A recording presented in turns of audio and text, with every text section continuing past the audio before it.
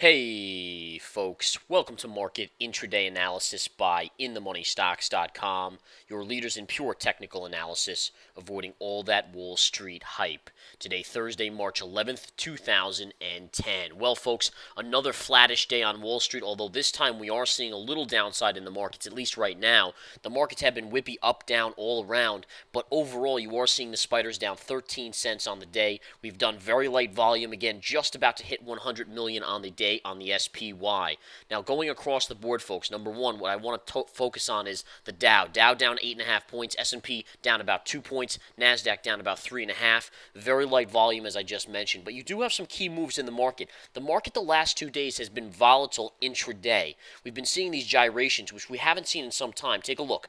Up early, down, then up again, and then sharp down. Today, you started out with a sharp sell-off, bounced sharply, down again, and again, up and back down. Now, what that's telling us is that some move is trying to be formulated here. There is some sort of move trying to find itself, trying to form, and it's telling us that there will be a move most likely tomorrow or early next week in the market. Now, which way is it going to go? Well, as you can see here, we had a little bit of an upward sloping trend line. That was broken today. We can actually remove that. But you do have another trend line here that's very, very key to follow over the next really day or so. And I'm going to draw that in for you all right now as we focus on it.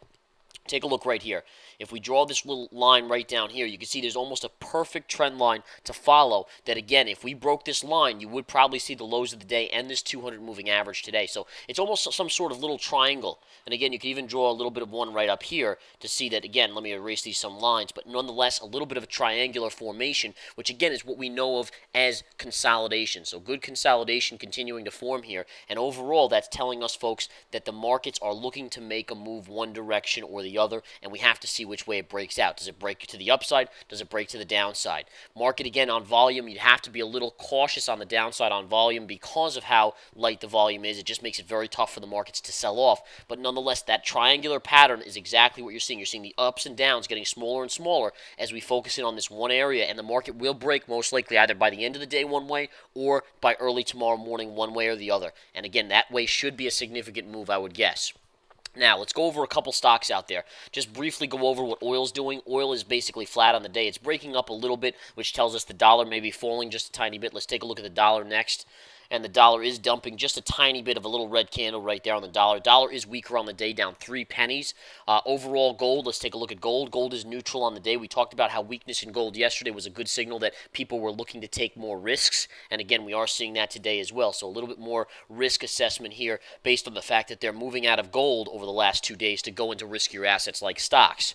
All right. In addition, one stock I was highlighting today was Amazon. Now, the reason why Amazon is such an interesting play, and this is the one play I'm going to give you guys today to follow, take a look at Amazon based on this 133 to 133.50. I just wrote an article. It was posted on our free blog. And again, you want to follow that free blog very much so, and especially joining into the Research Center. You'll get the real plays, live plays as we play them, swing trades, day trades, whatever they may be, and whatever we can post in the chat room or in the swing trades in the Research Center. But in any case, what I want you to do here is take the high pivot from the 52-week high on Amazon, connect it to the pivot on the 29th of December here. So you have the actual date is the 3rd of December to the 29th. Connect those two pivot highs and find out where that candle goes. Look at that.